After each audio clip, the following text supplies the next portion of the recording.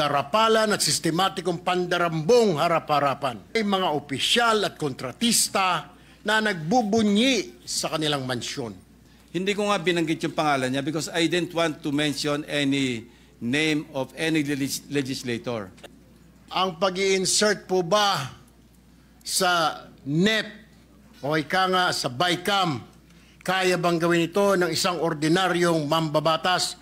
Sabi ko nga, mapag-angking congressman. Now, it's very easy to deny na siya yung responsible sa realignment or sa insertion. Because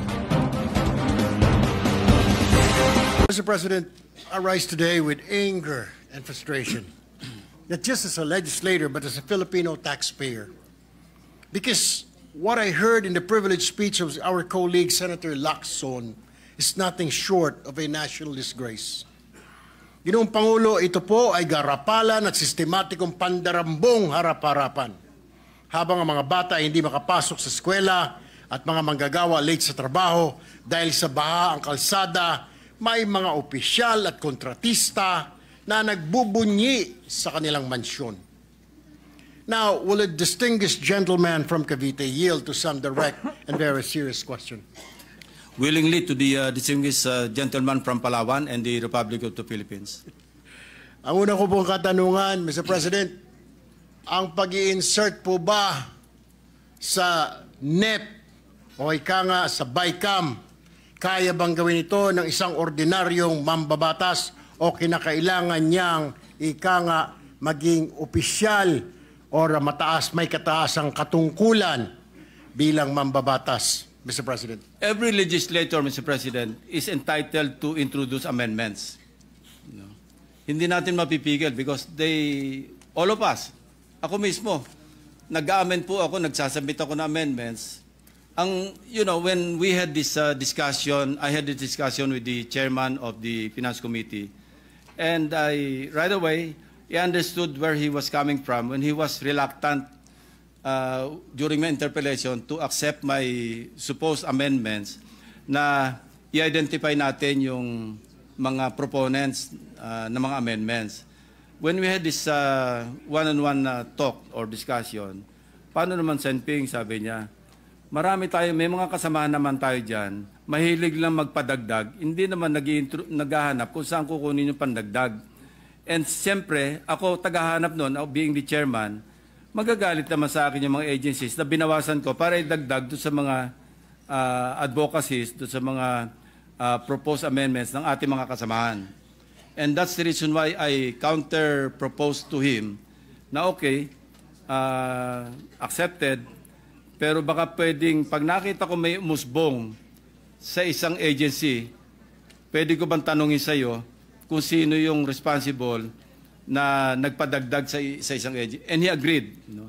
And that was good enough for me because I thought at the time that the outcome would be the same.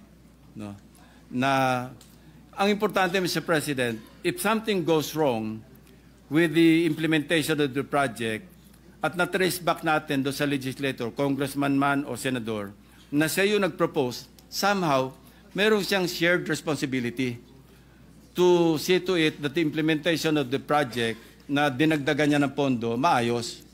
But, if we don't have the mechanism to identify or to backtrack and trace back to the proponent or proponents of the amendments, then wala, malakas ang loob. Imagine, Mr. President, punta tayo sa Nauhan, Oriental Mindoro. Kitang-kita na natin, hindi ko nga binanggit yung pangalan niya because I didn't want to mention any name of any legislator. But, initially, when I was discussing with my staff, sabi ko, i-blur na lang natin yung pangalan. Kasi nag-iisa yung mame-mention. But the day before I delivered the speech, sabi ko, teka muna, bakit ba tayo magko-cover up sa kanya? Siya naman ang umaamin. Nakalagay, funded by his office. Tapos nakalagay doon, congressional allocation, accomplishment report. And then when he was interviewed on the same day or the following day after my privilege speech, wala akong alam dyan. But I also pointed out in my privilege speech na sa NEP, 810 million lang yung nandun eh. Pero nangyari, pagdating ng GAA, naging 1.9 billion. So sino ngayon nagpasok ng 1.1 billion? Worse, Mr. President, hindi pa sa regular budget kinuha. Kinuha niya from the Special Purpose Fund, from the unprogrammed appropriations, which is under the Special Purpose Fund. How can you know, ngayon lang ako nakarinig na from the regular budget, nag-realign papunta sa unprogrammed appropriations and vice versa.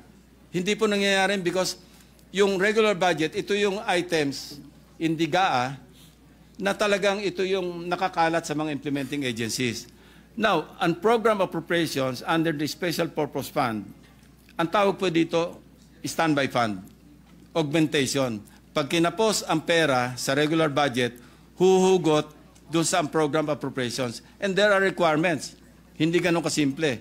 Kailangan merong excess revenue collection or merong bagong revenue measure o kaya may approved loan. Napakahirap pong i-access. Kaya this will be one of the questions that I will raise before the DBCC to ask DBM paano na nakapag-allocate, nakapag-release ng SARO sa isang proyekto na hinugot yung pera from the unprogrammed fund. Marami po tayong dapat i-correct, Mr. President, kasi ang pagkaalam ko sa budget natin, tatlo po yan eh. Regular budget, Special Purpose Fund, and automatic appropriations. Now, when will we stop? Baka mamaya pati automatic appropriations i-realign na rin. Okay. Mr. President, sa inyong pong nakaraan na privilege speech, nabanggit po ninyo ang paggamit nga ng unprogrammed funds for flood control projects. Maaari niyo po bang ipaliwanag for the record paano itong mga pondo na ito na na-access at nagagamit despite their nature as one program, Mr. President? Hindi ko pa maipapaliwanag yan kasi mahirap pong gawin yan eh. Ang pwede magpaliwanag dyan, DBM. Paano na-access yung unprogrammed appropriations para i-allocate sa flood control project. Ang masama, substandard pa. Sa inyo pong research, Mr. President, were there instances where unprogrammed funds used to finance projects that turn out to be anomalous, incomplete, or even non-existent? Yes, Mr. President. Doon nga, sa case study namin sa Oriental Mindoro, yung 1.1 billion na nanggaling sa unprogrammed appropriations, yung iba doon nahugot para gawin yung isang proyekto na substandard. Kaya nga tigas ng katatanggi yung congressman eh, na hindi akin yan. After owning up, by way of billboards, banners, even on Facebook, na siya mismo yung nag-post, na ako yung nag-allocate, talagang sabi ko nga, mapag-angking congressman. Now, it's very easy to deny na siya yung responsible sa realignment or sa insertion because hindi mo matitrace eh. Walang record. Sa House kasi, di ba, sabi nga ni Congressman Toby Tiangco, small committee. Isasabit sa small committee and then bahala na. Walang nakakaalam. Walang record.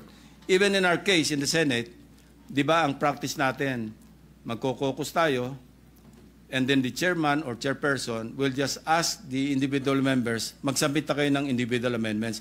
I understand the predicament of the chairman, Mr. President, because if we tackle everything on the floor, hindi tayo matatapos. Kaya ginagawa na lang, for exigency, magsubmit na lang kayo ng written amendments. But, Mr. President, sana man lang, alam natin kung sino yung nag-submit ng written amendments. Kasi meron daw tayong kasama rito, magdadagdag sa isang department ng 5 billion. Wala namang kasama kung saan kukunin. I think we should be responsible enough na pag nagdagdag tayo sa isang department, sa isang agency, tayo na rin ang humugot kung saan kukunin. Para kumpleto, kasi zero sum yan, Mr. President. Para bang plus minus, we will end up with the same total. Kasi we cannot increase the budget. We can only reduce or maintain the total, the net total of the items or the funds for that particular GAA. Mr. President, you also mentioned coded budget in Bulacan First District. There were 28 projects all pegged in 77.199 million.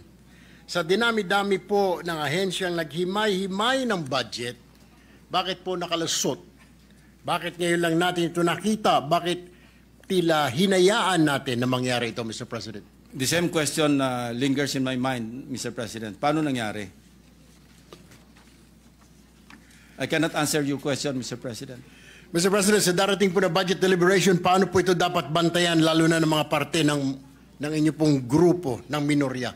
Well, sa akin, one good deterrent is to identify the proponents of the amendments or insertions.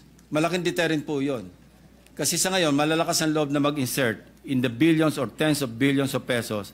Kasi alam nila, hindi naman sila ma-identify eh. But if they know that the records would show kung sino yung mga nag-introduce ng amendments or insertions, then that's a good deterrent. Hindi lang yun, Mr. President.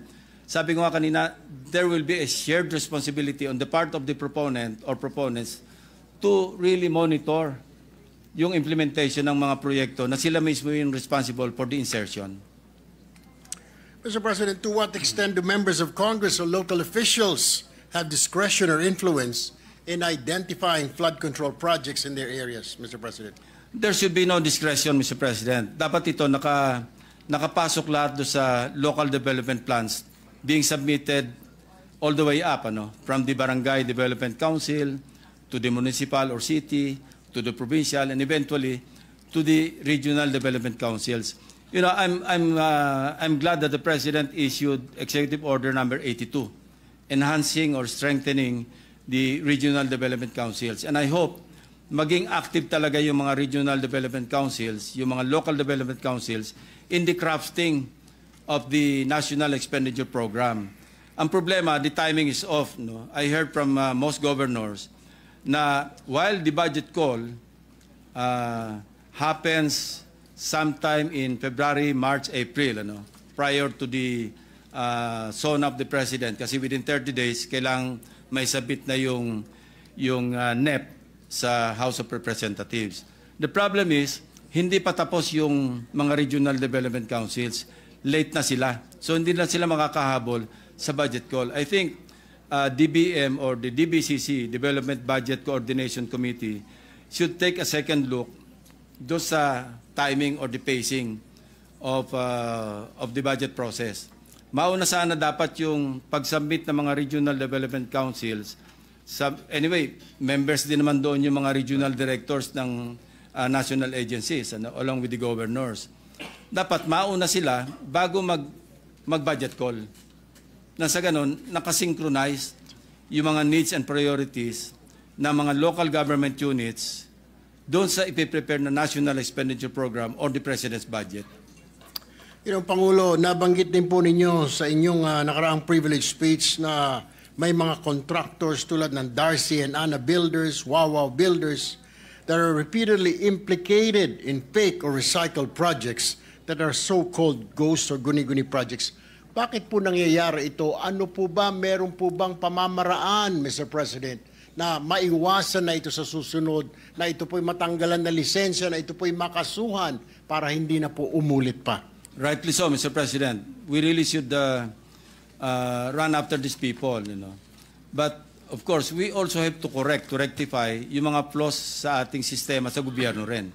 Because it is the PICAB that issues accreditation, even to agencies na nabanggit na nga ni Minority Leader kanina, na may kaso na sa Court of Tax Appeals, nire-renew pa yung accreditation. Tapos single A lang yung ang categorization, bibigyan mo ng pagkalakalaking proyekto. So these are things that we should tackle when the Blue Ribbon Committee resumes its hearing, next hearing. We should raise this issue with PICAB, with DPWH, with all the agencies that should clarify these matters. Mr. President, I have last two questions. Would the good gentleman, the former chief of the Philippine National Police, that the existing or that the specific gaps or loopholes in the current accountability chain from project design to fund release to monitoring allow corruption and inefficiency to persist unchecked? We should not allow, Mr. President. And we have this mandate of oversight. No? Because pag nagpasa tayo ng batas, our duty doesn't stop there.